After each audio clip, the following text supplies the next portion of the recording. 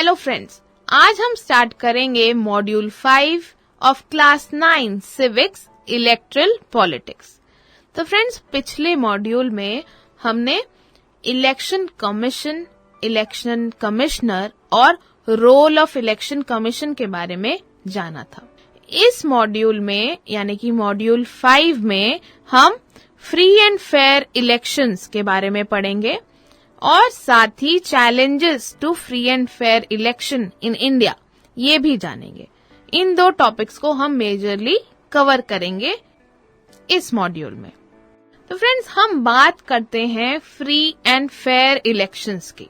एक election commission भी है जो ये इंश्योर करता है कि जो इलेक्शंस हैं, जो चुनाव हैं, वो फ्री एंड फेयर मैनर में हो, अच्छे से, स्मूथली, पीसफुली हो।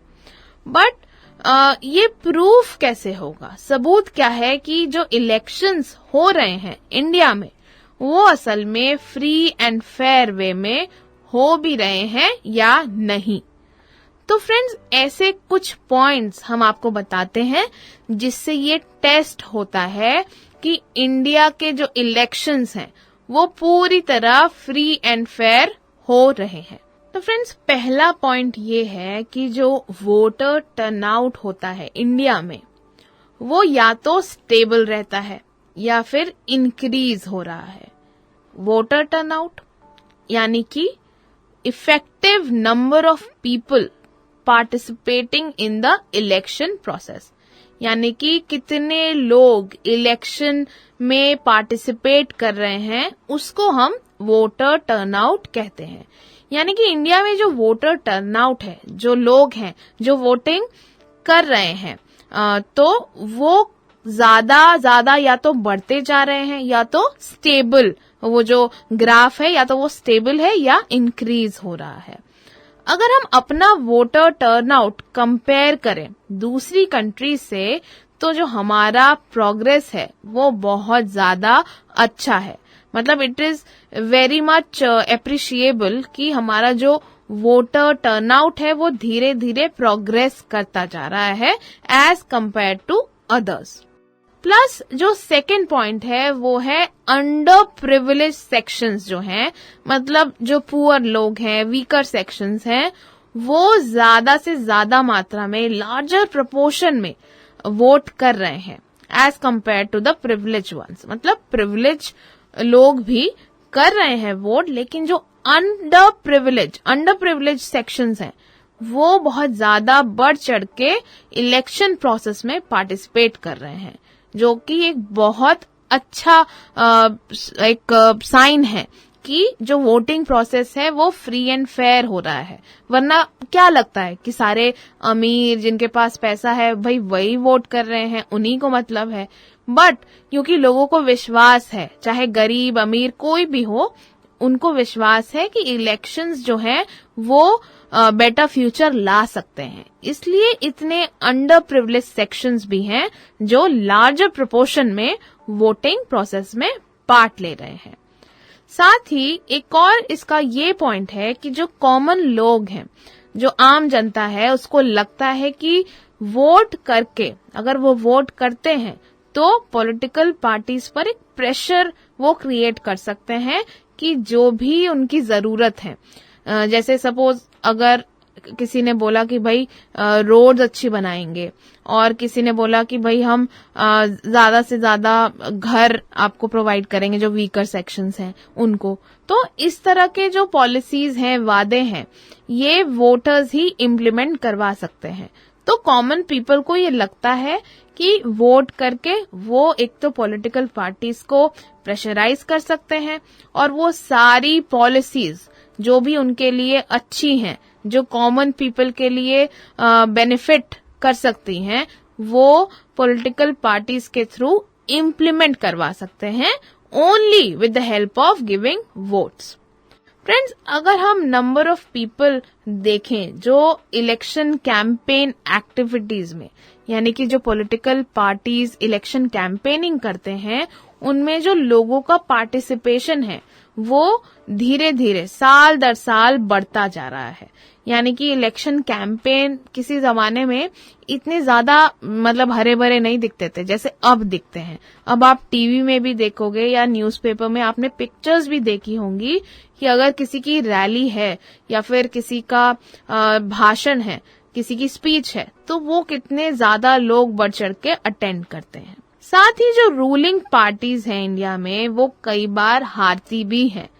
और लास्ट हम 15 इयर्स की बात करें तो कई बार ऐसा हुआ भी है। अगर आप लोकसभा इलेक्शंस 2014 या फिर अभी 2019 को देखिए तो 2014 और 19 में तो ये हुआ है कि भाई सेम पार्टी मतलब बीजेपी तब भी थी और अब भी है, सेम पार्टी एग्जिस्ट कर रही है। लेकिन 2014 में आपने देखा होगा कि बीजेपी के पहले कांग्रेस रूल में थी, लेकिन उसके बाद कांग्रेस को हार मिली और बीजेपी पावर में आ गई। यानी कि ऐसा नहीं है कि एक ही पार्टी रूल करे जा रही है साल दर साल, ऐसा नहीं है। मतलब हर 5 साल में या 10 साल में आपको चेंज दिखता है कि रूलिंग पार्टीज बदल रही हैं। साथ ही जो सिटिंग एमपीज हैं, मेंबर ऑफ पार्लियामेंट, और MLAs, member of legislative assemblies, तो इनको भी लूज करते हुए आपने देखा होगा कि जो सिटिंग एमपीज और एमएलएज हैं ये भी इलेक्शंस हारते हैं, वो भी ऑलमोस्ट 50% ऑफ द केसेस। साथ ही जो कैंडिडेट्स हैं जो अनफेयर मीन्स फॉलो करते हैं वो कई बार इलेक्शंस हार भी जाते हैं। वैसे ज्यादा तो ये नहीं होता, लेकिन स्टिल हाँ होता भी है कि जो अनफेयर प्रैक्टिसेस कर रहे हैं वो कई बार हार भी जाते हैं। इलेक्शंस का जो आउटकम होता है, जो भी रिजल्ट होता है, वो डिफीटेड पार्टी एक्सेप्ट करती है। तो फ्रेंड्स ये सब पॉइंट्स प्रूफ करते हैं कि इंडिया में जो इलेक्शंस हैं, जो चुनाव हैं, वो फ्री एंड फेयर तरीके से होते हैं और बिल्कुल फ्री एंड फेयर हैं। इसीलिए इंडिया के जो सिटीजन्स हैं, जो जनता है भारत की, ये इस इलेक्शन सिस्टम पे विश्वास भी करती है और साथ ही इसको पूरी तरह एक्सेप्ट भी करती है। हमने पढ़ा कि free and fair elections in India, how can it be proved. तो इसको हम एक बार रिकैप करते हैं, रिवाइज करते हैं कि भाई free and fair elections India में कैसे हम कह सकते हैं। तो the first point is that the voter turnout in India has either remained stable or it has increased by the years. Underprivileged sections vote in larger number as compared to the privileged ones. Next is common people feel that through elections they can create pressure on political parties to implement policies useful for them.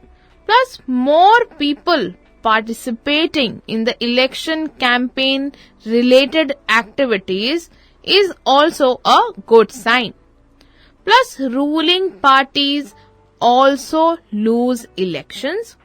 Sitting MPs and MLAs lose elections, and candidates using unfair means often lose elections. Plus, election outcomes, like whatever the results are, is accepted by the defeating parties. तो friends ये था हमारा free and fair elections in India. Friends although हम ये पढ़ रहे हैं कि इंडिया में जो इलेक्शंस हैं वो पूरी तरह फेयर मैनर में, अनबायस्ड मैनर में, एकदम फ्रीडम के साथ होते हैं, लेकिन स्टिल काफी चैलेंजेस भी आते हैं इन इलेक्शंस में।